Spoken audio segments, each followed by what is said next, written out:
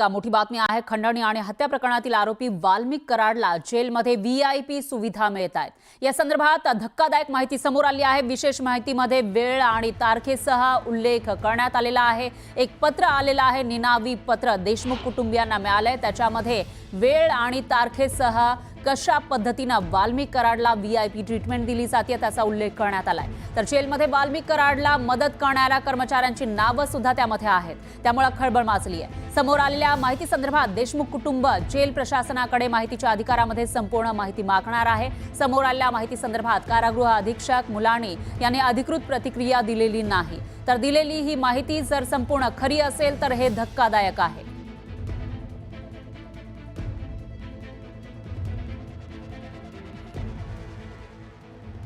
तर बीडच्या कारागृहात वाल्मिक कराडला व्हीआयपी ट्रीटमेंट मिळत असल्याचा आरोप देशमुख कुटुंबियांनी केला आहे। जेलमधील कर्मचारी आरोपीला सहकार्य करत असल्याचा आरोप सुद्धा देशमुख कुटुंबीय वारंवार करतायत। दरम्यान या संदर्भात कारागृह प्रशासनाकडे माहिती अधिकारामध्ये सीसीटीव्ही फुटेज मागितलं जाणार आहे अशी माहिती देशमुख कुटुंबियांनी केलेली आहे।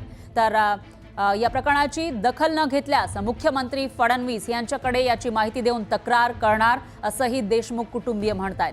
त्यांच्याशी बातचीत केली आपले प्रतिनिधी सुरेश जाधव यांनी।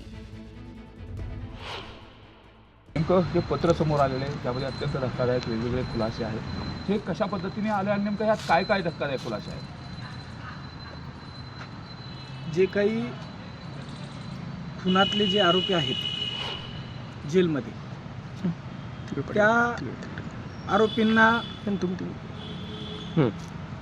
प्रशासनामधले लोक मदत करत आहेत। कारण त्यांच्या पाठीमागे असं मला वाटतंय कुणीतरी शासनातला बडा माणूस आहे, त्यामुळं ही मदत केली जात आहे।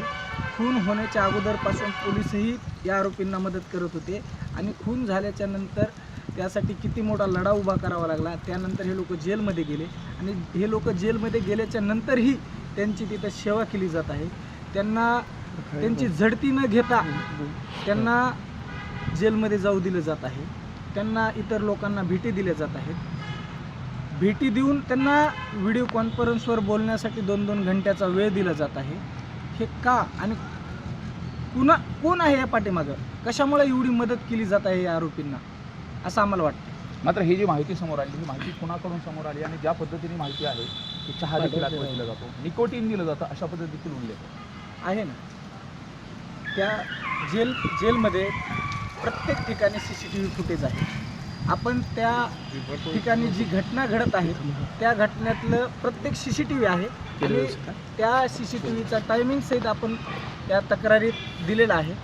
तुम्हाला जे पत्र दिलं आहे त्यात आपला टायमिंग आहे, तारीख आहे, त्या तारखेत त्यावेळी कुठल्या कर्मचाऱ्याने कुठली मदत केली याच्या सगळा संदर्भ आपण त्या पत्रात तुम्हाला दिलेला आहे।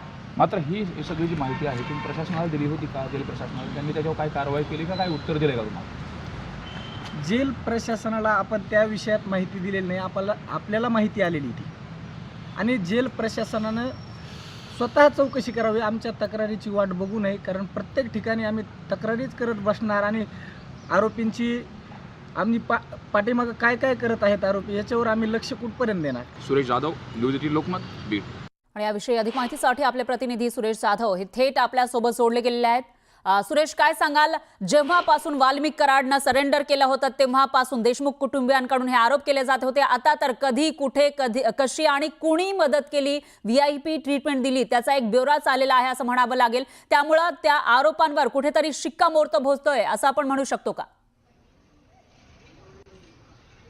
ज्या पद्धतीने आता जे आरोप केले जातात आणि त्या आरोप टाईम, वेळ, त्याचबरोबर डेट सहित दिली आणि कोणत्या कर्मचाऱ्याने सहकार्य केलं इथपासून सगळी माहिती त्या पत्रामध्ये देण्यात आलेली। विशेष म्हणजे ही जी भाषा आहे ज्या पत्रामध्ये लिहिलेली भाषा, ती भाषा ही सरकारी दरबारीमध्ये जेल प्रशासनाची जी भाषा, लेखी भाषा असते, कारकुनी भाषेचा उल्लेख आहे। त्यामुळं नक्की जेल प्रशासनातल्या कुठल्या तरी एका महत्त्वाच्या अधिकाऱ्यांनी अशी माहिती दिली का हा देखील प्रश्न आहे। आणि ज्या पद्धतीने माहिती येते त्यामध्ये वाल्मिक कराड यांना स्पेशल कर्मचारी चहा बनवून देत आहेत। एवढंच नाही तर त्यांना निकोटीन सारखे जे हे आहेत ते देखील दिलं जाते।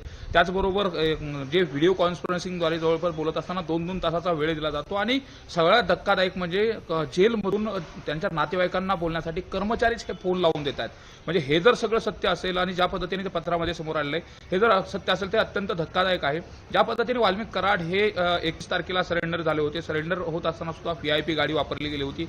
त्यानंतर त्यांना मान्य न्यायालयासमोर हजर केलं. त्यानंतर 14 दिवसाची CID कोठडी देण्यात आली. CID कोठडीमध्ये देखील VIP सुविधा देत असल्याचा आरोप करण्यात आला होता. त्या ठिकाणी पलंग देखील आणले गेले होते आणि या सगळ्या अनुषंगाने जी सुरुवातीपासूनची VIP ट्रीटमेंटच्या संदर्भातले आरोप होते त्याच अनुषंगाने आता जेलमध्ये सुद्धा आरोप अशा पद्धतीने VIP ट्रीटमेंट दिली जाते का यावरती शिक्कामोर्तब होत असल्याचं देखील आता या समोर आलेल्या तक्रारीमधून पाहायला मिळते.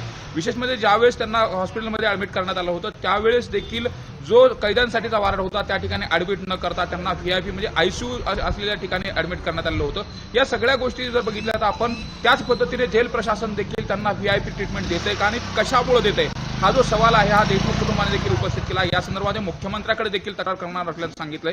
विशेष म्हणजे आपण जर यामध्ये सगळा घटनाक्रम बघितला तर ज्या दिवशी त्यांना जेलमध्ये आणलं गेलं CID कोठडी संपल्यानंतर त्या दिवशी चेकिंग सुद्धा केली नाही, बॅग सुद्धा तिथपर्यंत दिली जाते आणि आजही जर त्यांना कुठल्या एखादी गोष्टी पाहिजे असेल तर पोलीस प्रशासन आर्थिक व्यवहार करून ही देतात.